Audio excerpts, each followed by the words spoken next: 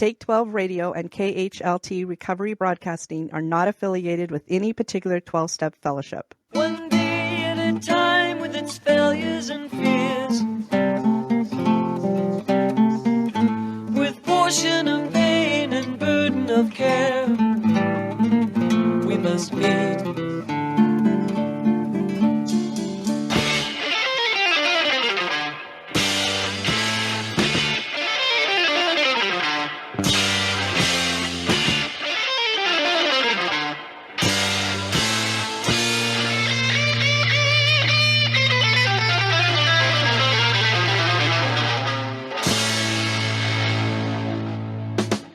Welcome to Walking Through the Language of the Heart, a journey into the grapevine writings of Alcoholics Anonymous co-founder Bill W. And now, here are your co-hosts, Chris S. and the Monty Man. Well, greetings, one and all. Welcome, family, to another episode of Walking Through the Language of the Heart with our good friend Chris S. And we're looking at, of course, the grapevine writings of Bill W. from 1944 to 1970 out of the book, The Language of the Heart. What are we doing this week, Mr. S? Well, it's great to be here, Monty, and this is a very special article. Yeah. So Bill Wilson had such a love for Dr. Bob and gave him so much credit. Dr. Bob and I have decided he put Dr. Right. Bob at the top of the pyramid, had an enormous amount of respect for him and what Bob did for Alcoholics Anonymous in the Akron area. And so Dr. Bob has just died. It's like late 1950s, something like that. And so Bill needs to write a tribute article for the Grapevine. So that's that's what we're going to read. This was in the January 1951 Grapevine. It's a rather long one, so we'll try to get through it. But I have a feeling Bill's going to say some good things about his buddy. Sure. All right, Dr. Bob, a tribute. Serenely remarking to his attendant, "I think this is it." Dr. Bob passed out of our sight and hearing November 16th, 1950 at noonday. So ended the consuming malady wherein he had so well shown us how high faith can rise above grievous distress. As he had lived, so he had died, supremely aware that in his Father's house are many mansions.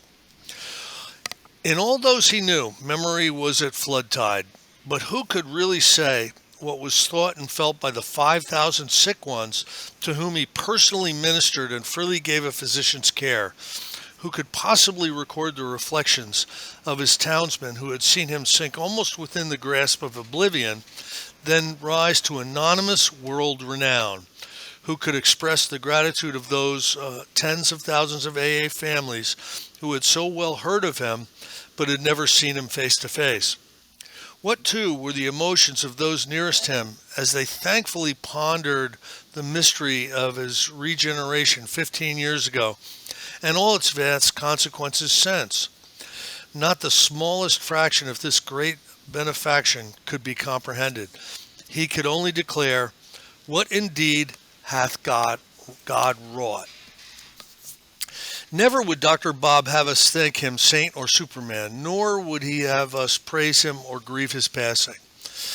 He can almost be heard saying, "Seems to me you folks are making heavy going. I'm not to be taken so seriously as all that. I was only a first link in a chain of providential circumstances which is called AA. By grace and great fortune, my link did not break. Though my faults and failures might often have brought on that unhappy result. I was just another alcoholic trying to get along under the grace of God. Forget me, but go you and do likewise. Securely add your own link to our chain. With God's help, forge that chain well and truly. In this manner would Dr. Bob estimate himself and counsel us." You know, this must have been a really, really hard thing for Bill to lose Bob. Alcoholics Anonymous was growing, but he always had Bob to talk to. about the changes in AA, and Bob was pretty much supportive. But he always had that buddy, that touchstone, and from 1950 on, Bill was the soberest person in AA. He had the most time of anybody, so he was he was kind of by himself in that way. Yeah. It was a Saturday in May 1935. An ill-started business venture had brought me to Akron, where it immediately collapsed, leaving me in a precarious state of sobriety. That afternoon, I paced the lobby of Akron's Mayflower Hotel.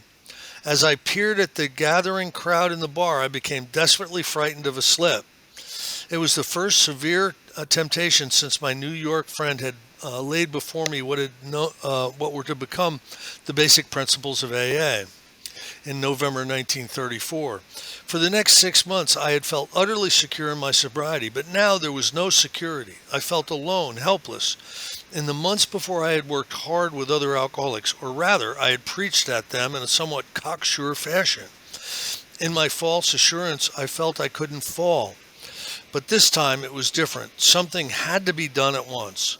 Glancing at a church directory at the far end of the lobby, I selected the name of a clergyman at random. Over the phone, I told him of my need to work with another alcoholic.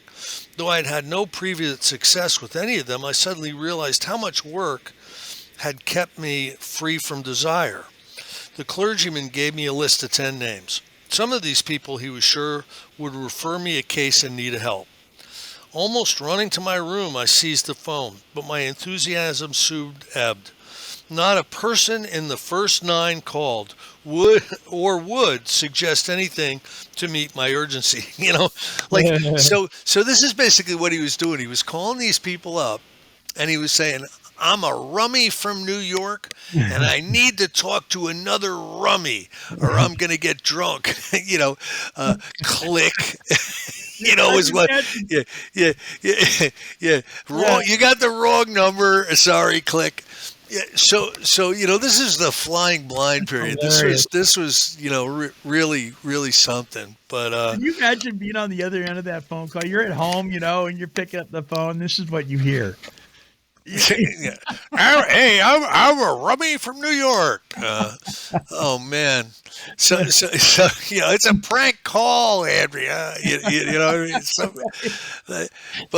But listen, I've been to the Mayflower Hotel. I've been in Akron several times. I had an opportunity to speak at Founders Day once, Monty, which was quite something. Yeah, I gave probably the worst talk I've ever given in my life. At that talk, in front of 10,000 people. But anyway, I digress. I've been to the Mayflower Hotel, and it used to be a hotel. Now it's basically like a Section 8. Half a homeless shelter, half a Section 8 building. Wow. But they retained the plaque. They retained the phone. They retained a bunch of that stuff in respect for Alcoholics Anonymous, because it is a place that people journey to see, Sure. where all this stuff actually happened. And, I'm not sure if you've ever been to Akron, but, I have not. Try to get out there. Yeah. I really want to. Yeah. Try to get out there. It's a great piece of history. One uncalled name still stood at the end of my list: Henrietta Seiberling. Mm-hmm. Somehow I couldn't muster courage to lift the phone, but after one more look into the bar downstairs, something said to me, "You better." To my astonishment, a warm southern voice flooded over the wire. Declaring herself no alcoholic, Henrietta nevertheless insisted that she understood, would I come to her home at once? Now here's the thing, a little bit of the backstory of this. Henrietta Seiberling was the separated wife of one of the Seiberling children. Seiberling was a big rubber company, tires and stuff. Mm-hmm. And I've been to the mansion too. It's one of those old mansions with, like 40,000 square foot, man, Wow. one of those huge mansions, and it had a gatehouse. The gatehouse is probably the size of your house and my house put together, Monty. The gatehouse, and that's where she was living. She was relegated to the gatehouse, and she's living there now. She gets this phone call, but let me tell you what was going on beforehand. She was really close to Ann and Bob Smith, and when Harvey Firestone, another guy, brought the Oxford group out to Akron, they became involved in the Akron group, and Ann Smith was really hoping that Dr. Bob would be able to get sober in the Oxford group, or it would help him somehow, right? And Henrietta Yeah. was one of their friends, and when Henrietta got the call, you got to understand, like the week before Dr. Bob finally got honest in the Oxford group meeting. He was the kind of guy who would come late, leave early, not get involved. But at this Oxford group meeting, they were sharing secrets, and he told everybody, "I'm a secret drinker."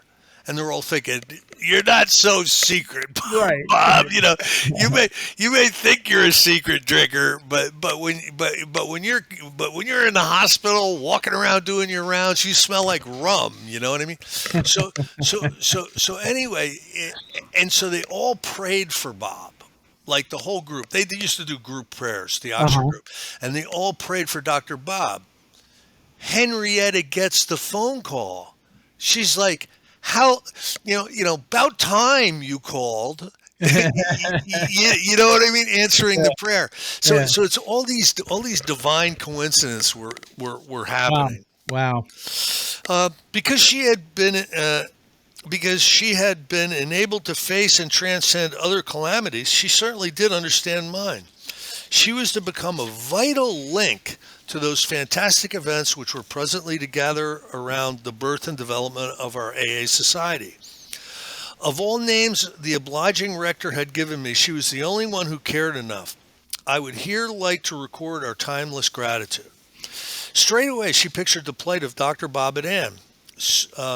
Suiting action to her words, she called their house. As Ann answered, Henrietta described me as a sober alcoholic from New York who, she felt sure, could help Bob. The good doctor had seemingly exhausted all medical and spiritual remedies for his condition. Then Ann replied, "What you say, Henrietta, is terribly interesting, but I'm afraid we can't do anything right now. Being Mother's Day, my dear boy has just brought in a fine potted plant. The pot is on the table, but alas, Bob is on the floor. Could we try to make it tomorrow?" Henrietta instantly issued a dinner invitation for the following day. So Bob was more potted than the plant. At 5 o'clock the next afternoon, imagine he's all hungover, Ann and Dr. Bob stood at Henrietta's door. She discreetly whisked Bob and me off to the library. His words were, "Mighty glad to meet you, Bill, but it happens I can't stay long. 5 or 10 minutes at the outside." Yeah. I laughed and observed, "Guess you're pretty thirsty, aren't you?" His rejoinder was, "Well, maybe you do understand this drinking business after all." So began a talk which lasted hours. How different my attitude was this time. My fright of getting drunk had evoked a much more becoming humility. After telling Dr. Bob my story, I explained how truly I needed him. Would he allow me to help him? I might remain sober myself. The seed that was to flower as AA began to grow toward the light. But as dear Ann well guessed, that first tendril was a fragile thing. Practical steps had better be taken. She bade me to come and live at their menage for a while. There I might keep an eye on Dr. Bob, and he might on me. This was the very thing. Perhaps we could do together what we couldn't do separately. Besides, I might revive my nagging business venture. So they meet. Bob's going to give them 5 minutes. They talk for hours, and then Bob gets invited to live with them, or Bill gets invited to live with them. Like how unusual that is, but it's exactly what we needed. Yeah. For the next 3 months, I lived with these two wonderful people. I shall always believe that they gave me more than I ever brought them. Each morning there was devotion, and Ann Smith would run that. I mean, Yeah. she was heavy duty into morning meditation. After the long silence, Ed would read out of the good book. James was our favorite. Reading him from her chair in the corner, she would softly conclude, "Faith without works is dead." But Bob's travail with alcohol was not quite over. The Atlantic City Medical Convention had to be attended. He hadn't missed one in 20 years. Anxiously waiting, Ann and I heard nothing for 5 days. Finally, his office nurse and her husband found him early one morning at the Akron Railroad Station in some confusion and disarray, which puts it mildly. A horrible dilemma developed. Dr. Bob had to perform a critical operation just 3 days hence, nor could an associate substitute for him. He simply had to do it. But how? Could we ever get him ready in time? So what they're telling us is this isn't just a hangover. He's got a detox. Yeah. He's probably going in into bad the DTs. He's in really bad shape. He and I were placed in twin beds. A typical tampering down process was inaugurated. Not much sleep for anybody, but he cooperated. At 4 o'clock on the morning of the operation, he turned, looked at me, and said, "I am going through with this." I inquired, "You mean you're going through with the operation?" He replied, "I have placed both the operation and myself in God's hands. I'm going to do what it takes to get sober and stay that way." Not another word did he say. At 9 o'clock, he stood miserably as we helped him into his clothes. We were panic-stricken. Could he ever do it? Were he too tight or too shaky, it would make little difference. His misguided scalpel might take the life of his patient. We gambled. I gave him 1 bottle of beer. That was the last drink he ever took. It was June 10th, 1935. The patient lived. Yeah. Dr. Bob was a proctologist, and he made a lot of patients nervous because he had really big hands and he shook a lot. You know what I mean? And as he's coming in on your proctor, Monty, you want a second opinion. Back in his drinking days. Oh my! You know what I mean? Oh. There was a joke around the Akron hospital, and what it was Dr. Bob's your doctor. You're going to get an operation from Dr. Bob. You could lose your ass if Dr. Bob operates on you. So look, everybody in the hospital knew he was a drunk, but they loved him. Sometimes we're lovable, believe it or not. Hey, I just wanted to say one thing. With referring to the statement, the Book of James was our favorite. Oh yeah, it's interesting to me, isn't it? Because we're looking at 3 biblical references: the Sermon on the Mount, the Book of James, and 1 Corinthians 13, as being such a foundational piece for Alcoholics Anonymous. But isn't it interesting as alcoholics, particularly alcoholics in our cups? We do not like being told what to do, right? No. And yet the Book of James is probably one of the most focused and poignant, and this is what you need to do or else books in the Bible. There's not a whole lot of grace in the Book of James. It's pretty direct. You know what I mean? And yes. I find it interesting that even though we don't like it, we know what we need. Yeah, Bill would say we need discipline. Yeah. We're very undisciplined, and we need discipline. So maybe the disciplined approach of the Book of James, is something that they found a lot of favor with. I think so. Our first prospect appeared. A neighboring person sent him over. Because the newcomer faced eviction, Ann took in his whole family, wife and 2 children. The new one was a puzzler. When drinking, he'd go clean out of his mind. One afternoon, Ann sat at her kitchen table, calmly regarded him as he fingered a carving knife. Under her steady gaze, his hand dropped. But he did not get sober then. His wife despairingly betook herself to her own parents, and he disappeared. But he did reappear 15 years later for Dr. Bob's last rites. There we saw him soundly and happily sober in AA. Back in 1935, we weren't so accustomed to miracles as we are today. We had given up on him. Then came a lull on the 12-step front. At this time, Ann and Henrietta infused a much-needed spirituality into Dr. Bob and me. Lois came to Akron on vacation from her grind at a New York department store, so that raised our morale enormously. We began to attend Oxford group meetings at the Akron home of T. Henry Williams. The devotion of this good man and his wife was a bright page in memory. Their names will be inscribed on page 1 of AA's book of First and Best Friends. One day, Dr. Bob said to me, "Don't you think we better scare up some drunks to work on?" He phoned the nurse in charge of admissions at Akron City Hospital and told her how he and another drunk from New York had a cure for alcoholism. I saw the old boy blush and looked disconcerted. The nurse had commented, "Well, doctor, you'd better give that cure a good workout on yourself." Nonetheless, the admitting nurse produced a customer. A dandy, she said he was. A prominent Akron lawyer who had lost about everything. He'd been in City Hospital 6 times in 4 months. He'd arrived at that very moment.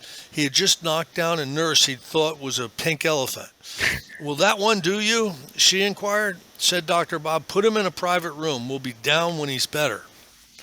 Soon Dr. Bob and I saw a sight which tens of thousands of us have since beheld, the sight of a man on the bed who does not yet know he can get well. We explained to the man on the bed the nature of his malady and told him our own stories of drinking and recovery. But the sick one shook his head. "Guess you've been through the mill, boys, but you were never half as bad off as I am. For me, it's too late. I don't dare go out of here. I'm a man of faith, too, used to be a deacon in my church. I've still faith in God, but I guess he hasn't got any in me. Alcohol has me. It's no use. Come and see me again, though. I'd like to talk with you more." So this was Bill Dotson. Bill Dotson, yeah. Number 3. Hey, number 3. As we entered his room for a second visit, a woman sitting at the foot of his bed was saying, "What has happened to you, husband? You seem so different. I feel so relieved." The new man turned to us. "Here they are," he cried. "They understand. After they left yesterday, I couldn't get what they told me out of my mind. I lay awake all night. Then hope came.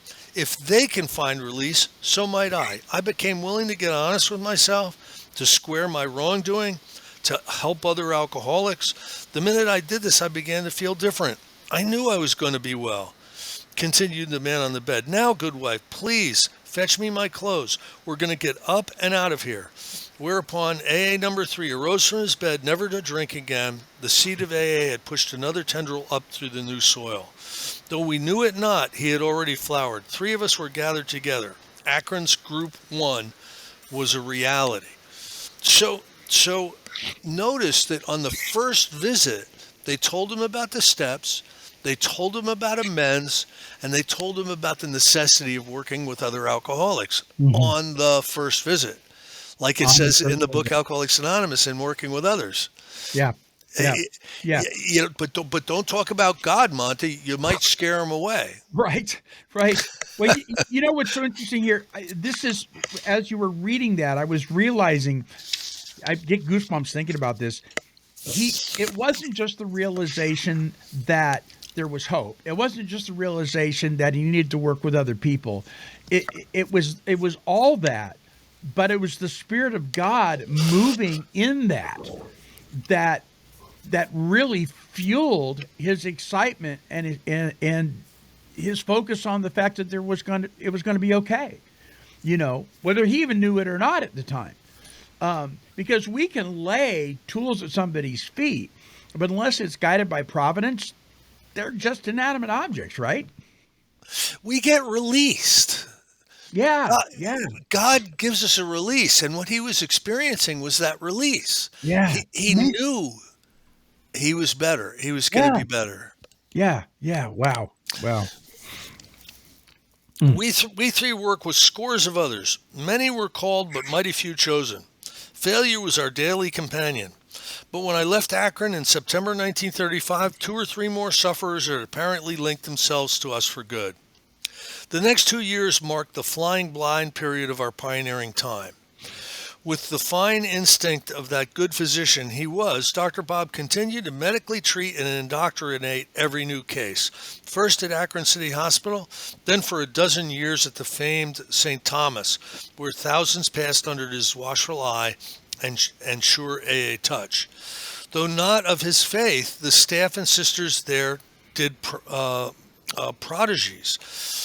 Theirs is one of the most compelling examples of love and devotion we AAs have ever witnessed. Ask the thousands of AA visitors and patients who really know. Ask them what they think of Sister Ignatius, of St. Thomas, or of Dr. Bob. But I'm getting ahead of my story. Meanwhile, a small group had taken shape in New York. The Akron meeting at T. Henry's home began to have a few Cleveland visitors. At this juncture, I spent a week visiting Dr. Bob. We commenced to count noses. Out of hundreds of alcoholics, how many had stuck? How many were sober? And for how long? In that fall of 1937, Bob and I counted 40 cases who had significant dry time, maybe 60 years for the whole lot of them. Our eyes glistened. Enough time had elapsed on enough cases to spell out something quite new, perhaps something great indeed. Suddenly the ceiling went up. We no longer flew blind. A beacon had been lighted. God had shown alcoholics how it might be passed from hand to hand.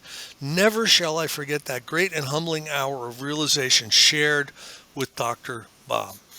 You know what we can really thank we can thank Dr. Bob for a number of things. The development of a consistent home group, sponsoring people through the steps. But what he did was he put his feet into action, carrying the message to suffering alcoholics, something that you don't see that much of in Alcoholics Anonymous. We get the people who are sober and suffering, but we're not doing the wet drunk work like they used to back in the day. You know what I mean, Monty? Yeah, we've kind of left it to the treatment centers and to the physicians, and I think we're cheating people out of a miracle. I think we're cheating ourselves too. That's amazing work. Yeah, absolutely. I feel amazing after I've gone to a hospital or something like that to talk to somebody who doesn't know anything about sobriety or recovery.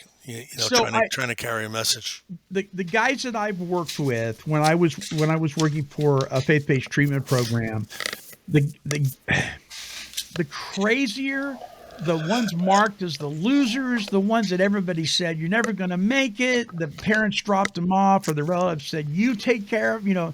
These guys were a mess, and to see them now, it's totally different than just working with somebody that's been, maybe they're doing okay. They've maybe had a year sober and they're coming to meetings and they need a sponsor. It's a different story, isn't it? Mm-hmm. This one guy, I'll never forget this one guy. His name was Johnny. And Johnny was like, he looked at me the very first day he saw me. He said, well, God needs Satan to be God. And I'm like, why? Why are we having this discussion? And he goes, well, a battery needs a negative to have a positive, right? You got to have positive and negative. So you got to have the devil, and God created the devil because he needed him to be able to be God, blah, blah, blah, blah. And he just went on and on and on. And I was like, whoa, pump the brakes, buddy. Get something to eat. Take a nap. Yeah, take your meds. This guy was voted one of the least likely to make it, and this guy now serves as he runs a warming center. He's feeding folks at the soup kitchen every week. He's the president of his sober living home, and he's very active in his church. I mean, he's amazing. He's amazing. Sounds like he's doing his job. He's doing his job. Yeah. And so when you work with somebody like that and you see that transition go from helpless and hopeless to hope giving, it's you don't want to miss it. So we are cheating ourselves when we don't do it. I agree. But this new realization faced us with a great problem, a momentous decision. It had taken nearly 3 years to effect 40 recoveries. The United States alone probably had 1 million alcoholics. How are we to get the story to them? Wouldn't we need paid workers, hospitals of our own, lots of money? Surely we must have some sort of a textbook. Dare we crawl at a snail's pace while our story got garbled and mayhap thousands would die? What a poser that was. How we were spared from professionalism, wealth, and extensive property management, how we finally came up with the book Alcoholics Anonymous, is a story by itself. But in this critical period, it was Dr. Bob's prudent counsel which so often restrained us from rash ventures that might have retarded us for years, perhaps ruined us for good. Nor can we ever forget the devotion of Dr. Bob and Jim S., who passed away last summer, as they gathered stories for the AA book, 3/5 of them coming from Akron alone. Dr. Bob's special fortitude and wisdom were prime factors in that time, so much characterized by doubt and finally by grave decision. How much we may rejoice that Ann and Dr. Bob both lived to see the lamp lit at Akron carried to every corner of the earth, that they doubtless realized millions would someday pass under the ever-widening arch whose keystone they so gallantly helped carve. Yet being so humble as they were, I'm sure they never quite guessed what a heritage they left us, nor how beautifully their appointed task had been completed. All they needed to do was finished. It was ever reserved for Dr. Bob to see AA come of age as, for the last time he spoke to 7,000 of us at Cleveland in July 1950. Yeah, little did Bob know that there would be Harley Davidson parades around the cemetery that he's buried at, with over 1,000 Harleys, on Founders Day. It's there really is something about the love for Dr. Bob. I am not kidding. I saw Dr. Bob the Sunday before he died. A bare month previous, he had aided me in framing a proposal for the General Service Conference of Alcoholics Anonymous, AA's third legacy. This bequest in pamphlet form was actually at the printers when he took his final departure the following Thursday. As his last act and desire respecting AA, this document will be sure to carry a great and special meaning for us all. So a pamphlet form of AA's third legacy. I wonder if that's still in print or that's something that's been superseded with other literature. That would be fun to look at. Yeah. Anyway, with no other person have I ever experienced quite the same relation. The finest thing I know how to say is that in all the strenuous time of our association, he and I never had an uncomfortable difference of opinion. His capacity for brotherhood and love was often beyond my ken. For a last word, may I leave you with a moving example of his simplicity and humility. Curiously enough, the story is about a monument proposed for him. A year ago, when Anne passed away, the thought of an imposing shaft came uppermost in the minds of many. People were insistent that something be done. Hearing rumors of this, Dr. Bob promptly declared that AA's erecting for Ann and himself any tangible memorial monument. The usual symbols of personal distinction he brushed aside in a single devastating sentence. Said he, Ann and I plan to be buried just like other folk. Now, the truth of the matter, Monty, is the Ann Smith, Robert Smith tombstone is the size of a car. If you go up to Vermont, Bill Wilson's is about this big and it's flat on the ground. It's not sticking up, So really, it was Bill who showed the humility of not having a monument erected in his name. Bob might not have had anything to do with it. It probably was his kids or something. So you can't blame him. But it is a big and imposing tombstone. So he didn't get his wish there. At the alcoholic ward in St. Thomas, his friends did, however, erect this simple plaque. It reads, "In gratitude, the friends of Dr. Bob and Ann Smith affectionately dedicate this memorial to the sisters and staff of St. Thomas Hospital." At Akron, birthplace of Alcoholics Anonymous, St. Thomas Hospital became the first religious institution ever to open its door to our society. May the loving devotion of those who labored here in our pioneering time be a bright and wondrous example of God's grace everlasting set before us all. That was a very, very nice article for his friend Bob. Okay, so I got to tell you, so far, out of all the articles he's written, I think that's my favorite one. Yeah. Really, it just kind of gives me chills. Thinking about not only about Dr. Bob, but about how Bill must have been feeling when he wrote this. Because surely they were best friends. I mean, Yeah. No doubt. Wow. Yeah. Yeah. Good stuff, my friend. This is why I feel a tad sad when I talk to people that have been attending meetings for years that have no interest in the history.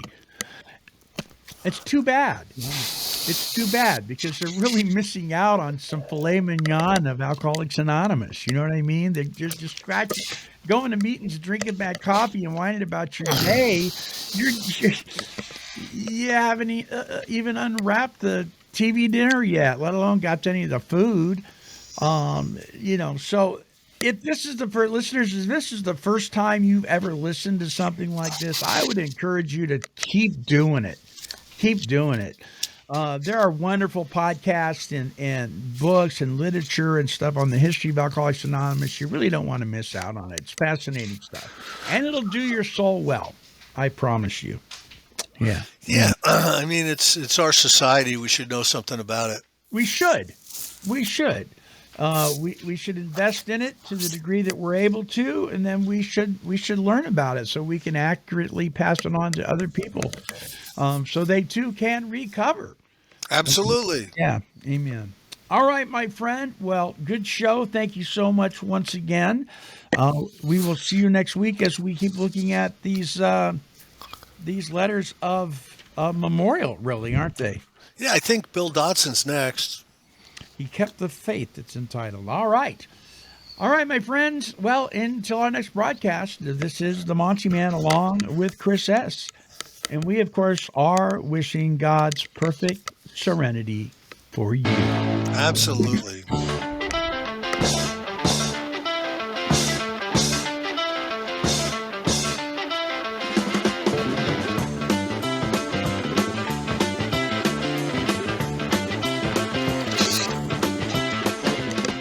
For more recovery workshops with Chris S. and the Monty Man, visit our website at take12radio.com and click on the Recovery Workshops banner.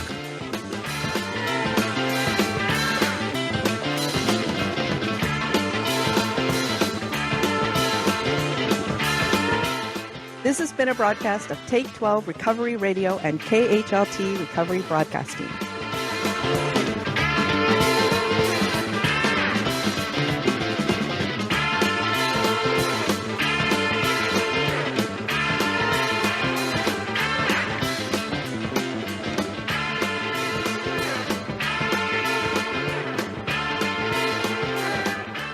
This has been a Chicken and a Pig production. Kitty, kitty, kitty, kitty. Meow, meow, meow. Woof, woof.